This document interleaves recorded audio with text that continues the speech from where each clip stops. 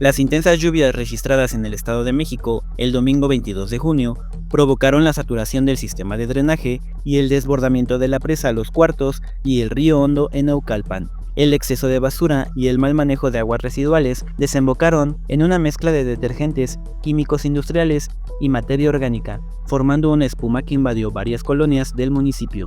Autoridades municipales confirmaron que no se trató de granizo ni algún fenómeno meteorológico, sino de una grave evidencia de contaminación.